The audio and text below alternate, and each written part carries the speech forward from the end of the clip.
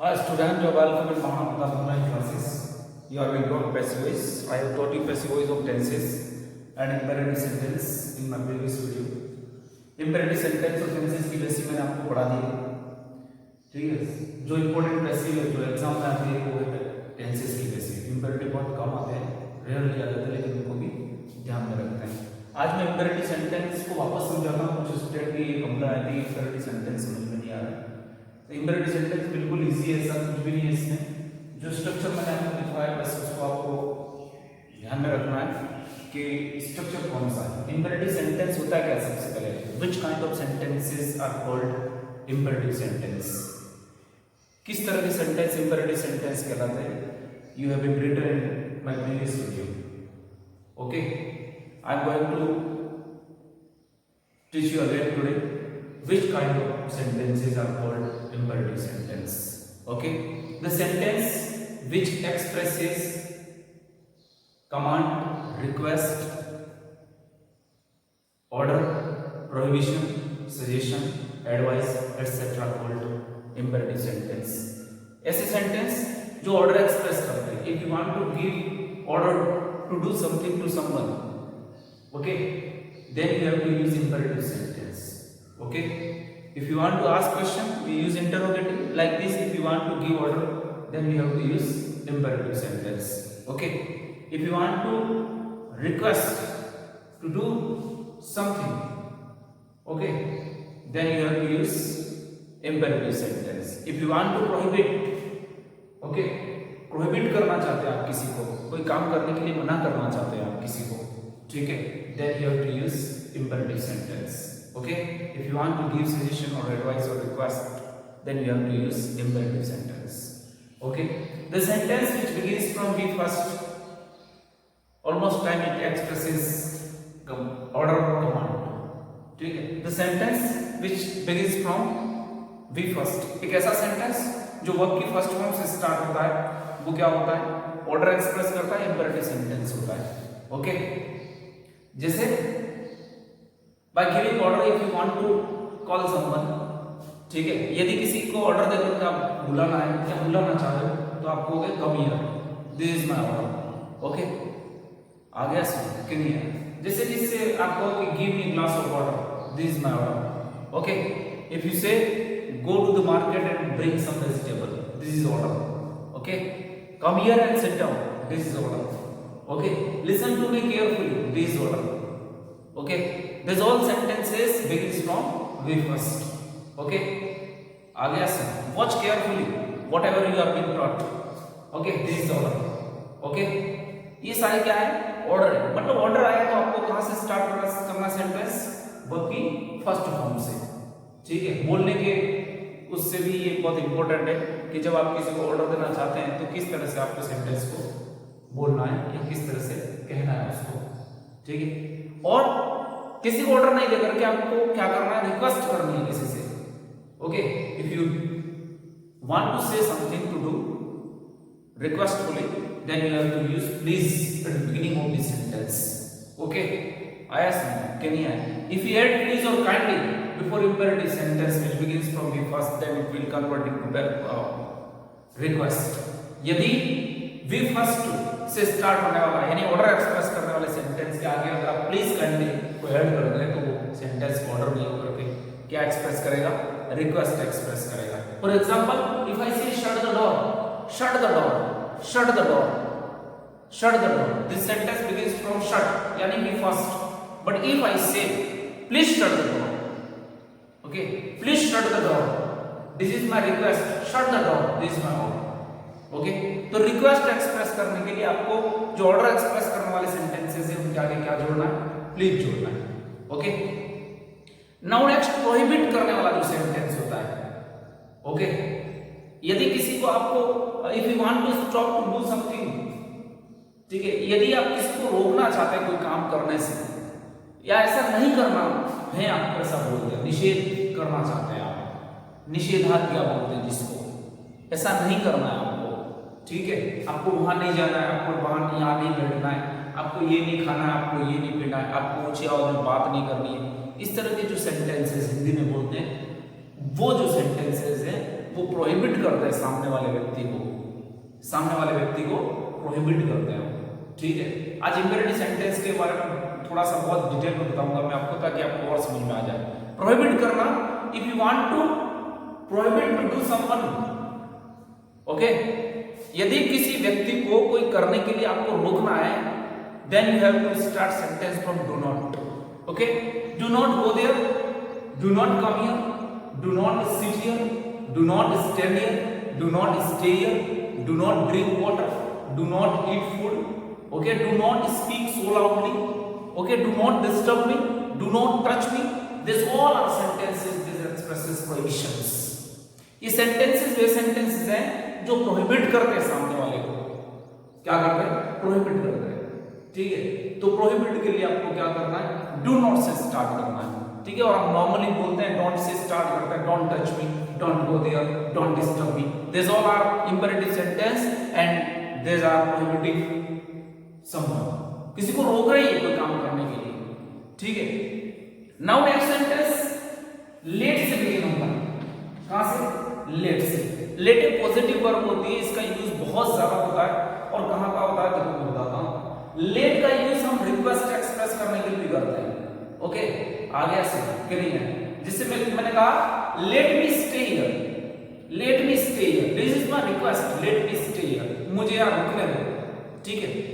Late एक positive verb है जिसका यूज उस सेंटेंस में किया जाता है जिसमें सब्जेक्ट खुद काम नहीं करके दूसरे के साथ करवाता है, ठीक है, या किसी को करने देने के लिए कहता है, ठीक है। जैसे मैं कहूं let him go, let him go, let him go, मैंने कहा कि लेट हिम गो, मैं किसी और को कह रहा हूं कि लेट हिम गो, तो जो जाने का काम है वो मैं जो बोल रहा हूं वो नहीं करके किसी और के साथ करवा रहा हूं मैं। लेट हिम गो, उसे जाने दो, लेट हिम स्टे, उसे रुकने दो, लेट हिम सिंग, उसे गाने दो।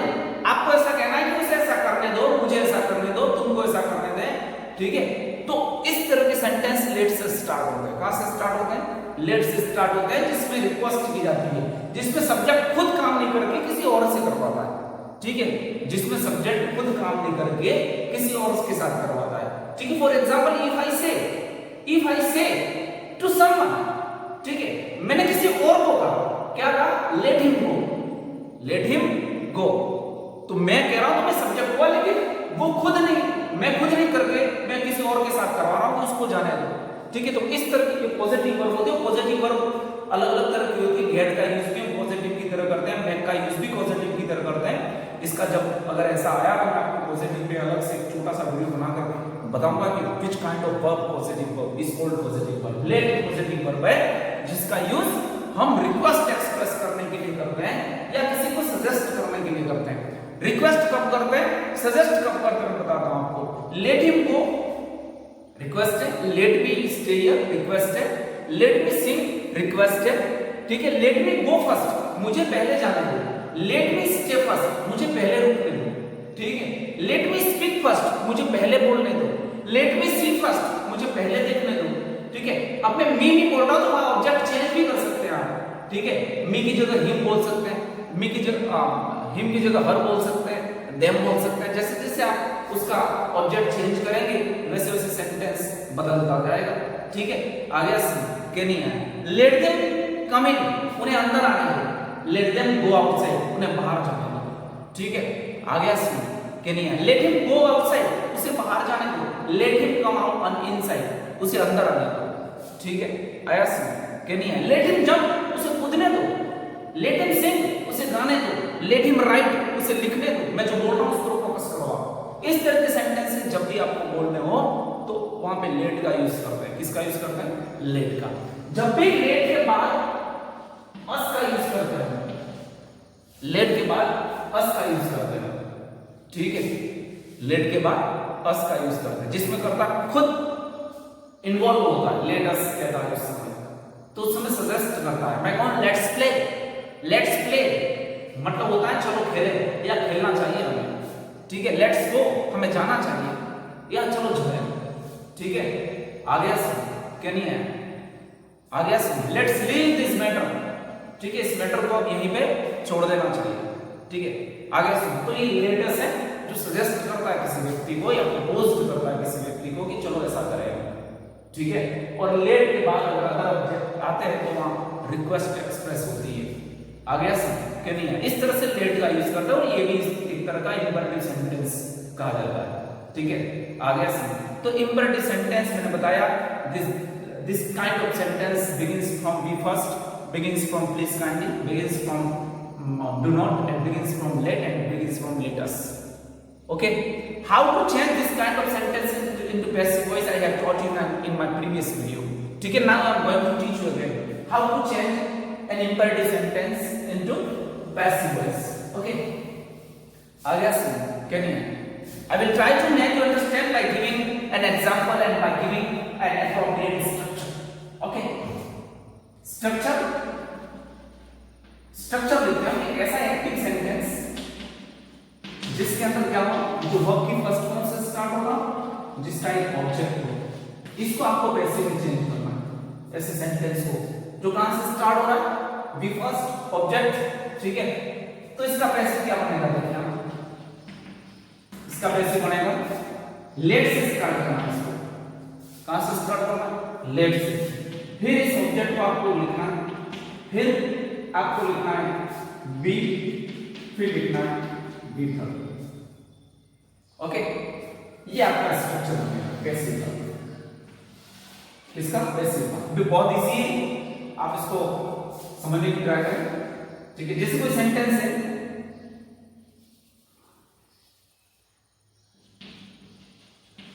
पोस्ट दिस लेटर, ठीक है। पोस्ट वर्ब की first form, this letter object. आपको इस सेंटेंस को नीचे वाले स्ट्रक्चर में कन्वर्ट करना है। सबसे पहले क्या लिखेंगे, लेट लिखेंगे, कहां से है, स्ट्रक्चर में लिखा हुआ। ऑब्जेक्ट कौन सा है, this letter, this letter. Okay, be post का क्या हो जाएगा, पोस्टेड। इस तरह से आपको करना, ठीक है। ये इस तरह से इंपरेटिव सेंटेंस चेंज होगा। यदि किसी सेंटेंस के आगे प्लीज लिखा हुआ है, क्या लिखा हुआ है, प्लीज, तो उस प्लीज को रिमूव करके आपको लेट से स्टार्ट नहीं करना है सेंटेंस को। जैसे मैं बताता हूं आपको एग्जांपल से, एक वो सेंटेंस बिगिंस फ्रॉम प्लीज और kindly, please give me a glass of water. कुछ नहीं करना आपको, remove please and add you are requested to, then write as it is rest sentence. बाकी का जो सेंटेंस है उसको एज इट इज लिखना। जैसे बनेगा, प्लीज रिमूव करेंगे, इसकी जगह पे लिखेंगे you are requested, you are requested to give me a glass of water. Okay, this is your passive। आगे क्या नहीं है। अब when an intransitive verb comes in active voice of imperative sentence, यदि imperative sentence जो है verb की first form से स्टार्ट होता है, इट्स ओके। बट जो verb दे रखी है वो अगर intransitive हो, intransitive मतलब उसके आगे जो ऑब्जेक्ट जो दे रखा है वर्ड वो ऑब्जेक्ट नहीं है, तो उस समय जो मैंने स्ट्रक्चर भी लेट वाला लिखा है, आपको वो स्ट्रक्चर यूज करना नहीं, आपको कुछ नहीं करना। जब इंपरेटिव सेंटेंस आता है, इंपरेटिव सेंटेंस में इंट्रांसिटिव वर्ब आती है, जिसे मैंने लिखा कम हियर, कम हियर, ठीक है। कहां से स्टार्ट हो रहा है, वर्ब की फर्स्ट फॉर्म से, इंपरेटिव सेंटेंस है, ऑर्डर एक्सप्रेस कर रहा है, लेकिन बाद में जो हियर ले रखा वो इसका ऑब्जेक्ट नहीं है, ये एडवर्ब ऑफ प्लेस है, ठीक है। आगे सुनो, और ऊपर मैंने फर्स्ट स्ट्रक्चर आपको लिखवाया है, उसमें हमें एक ऑब्जेक्ट की जरूरत होती है, क्योंकि इसकी पैसिव में मैंने लेट के बाद ऑब्जेक्ट लिखा है, तो ऑब्जेक्ट होगा ही, वो स्ट्रक्चर काम लगेगा ही। तो इस कंडीशन में आपको क्या करना है, जब ऑब्जेक्ट नहीं हो इंपरेटिव सेंटेंस की वर्ब में, उस कंडीशन में आपको कुछ नहीं करना है, उसके आगे आपको लगाना है you are ordered, O R D E R D, ordered to come here, ये आपका पैसिव है, ठीक है। आया कैरी है। मैं आपको इंपरेटिव सेंटेंस के बारे में और चीज बताता हूं, आपको सबको आता भी होगा, फिर भी मैं आपको जो बता रहा हूं सुने आप, ठीक है। जैसे सेंटेंस है कम हियर, ठीक है, this is sentence, this is sentence. यदि मैं इस हियर को रिमूव करूं फिर भी ये सेंटेंस है, फिर भी ये सेंटेंस है। कम यानी आओ, आओ यानी मैंने किसी को क्या दिया, ऑर्डर दिया, ठीक है।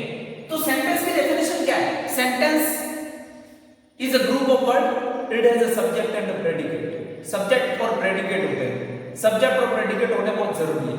सब्जेक्ट होना जरूरी है, प्रेडिकेट होना भी जरूरी है। प्रेडिकेट में एक वर्ब होती है जो टेंस एक्सप्रेस करती है। सब्जेक्ट किसको बोलते हैं? Doer of an action is called subject. उस सेंटेंस में होने वाले एक्शन को करने वाला जो होता है उसको हम सब्जेक्ट बोलते हैं, ठीक है। आया समझ के नहीं है? अगर मैं कहूं, मैंने कहा this is sentence, question is that where is the subject of this sentence. तो सेंटेंस का सब्जेक्ट क्या है? वर्ब तो यही आपके सामने, तो सब्जेक्ट का है। और विदाउट सब्जेक्ट हम किसी को सेंटेंस नहीं कह सकते, क्योंकि सेंटेंस के अंदर सब्जेक्ट और वर्ब दोनों होने चाहिए, ठीक है। तो इसका सब्जेक्ट हिडन है, ठीक है। इफ आई से कम, मैं अगर कहता हूं कम, कम यानी आओ, आओ, कम किसको कहूंगा? मैं किसी व्यक्ति को कहूंगा, तो जो मेरे पास आ रहा है चल करके या आएगा चल करके, वो सब्जेक्ट है। क्योंकि कम जो एक्शन हो रहा है, वो जिसको मैं कह रहा हूं वो कर रहा है, तो उसका सब्जेक्ट हिडन होता है। इंपरेटिव सेंटेंस में जो सब्जेक्ट होता है वो हिडन होता है, क्योंकि इसलिए नहीं लिखा जाता है। क्यों नहीं लिखा जाता है? क्योंकि उसके अंदर जो एक्शन हो रहा है वो किसी को करने के लिए कहा जाता है, और जिसको कहा गया वही उस एक्शन का सब्जेक्ट होता है, वही उस एक्शन का सब्जेक्ट होता है। जैसे मैंने कहा गिव मी अ पेन, ओके, गिव मी अ पेन कहां से स्टार्ट किया? वर्ब की फर्स्ट फॉर्म से, ठीक है। अब मैंने कहा subject and predicate it should be necessary in a group of word, this is called sentence. एक सब्जेक्ट और प्रेडिकेट होना आवश्यक है, यही सेंटेंस कहलाता है। तो गिव वर्ब है, मी और पेन दोनों ऑब्जेक्ट है, ठीक है। तो वेयर इज सब्जेक्ट? सब्जेक्ट कहां है इसका? जो मुझे पेन देगा, मैंने कहा गिव मी अ पेन, यदि मुझे आप पेन दे रहे तो आप इसके सब्जेक्ट हुए। इस एक्शन को जो करेगा, गिव को, इस गिव को जो करेगा वो सब्जेक्ट हुआ। तो इंपेरेटिव सेंटेंसेस के अंदर जो सब्जेक्ट्स होते हैं वो हिडन होते हैं, मतलब जिसको काम करने के लिए कहा जाता है वही उसका सब्जेक्ट होता है। आया समझ? कह रही है तो ये ध्यान रखना, this imperative sentences are most important, बहुत इंपोर्टेंट सेंटेंसेस है ये, okay. So try to understand very well, अच्छी तरह से इसको समझने की कोशिश करें। And if you have any kind of doubt you can ask me, you can write me in comment box, okay. I hope you have been understood very well. उम्मीद करता हूं आप समझ गए होंगे इस सेंटेंस को और इसकी passive banana. In next video I will teach you the passive of another type, अलग तरह की जो पैसिव होती है वो मैं आपको बताऊंगा। आ गया समझ के नहीं है? तो इस वीडियो में आज इतना ही। बाकी आपको अगर विजिबिलिटी के रिलेटेड कोई प्रॉब्लम हो तो आप मुझे कहें। कुछ स्टूडेंट कल आया था कि सही दिख नहीं रहा है, तो आप ब्राइटनेस बढ़ा दें मोबाइल की, दिखेगा आपको, क्योंकि मैं बिल्कुल ब्राइट में ही बना रहा हूँ। और इको अगर हो रहा है तो आप ईयरफोन का यूज करें, क्योंकि अभी जो क्लासरूम में बिल्कुल एम्प्टी है, ठीक है।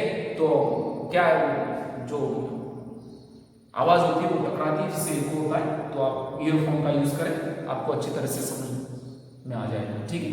Thank you, have a nice day.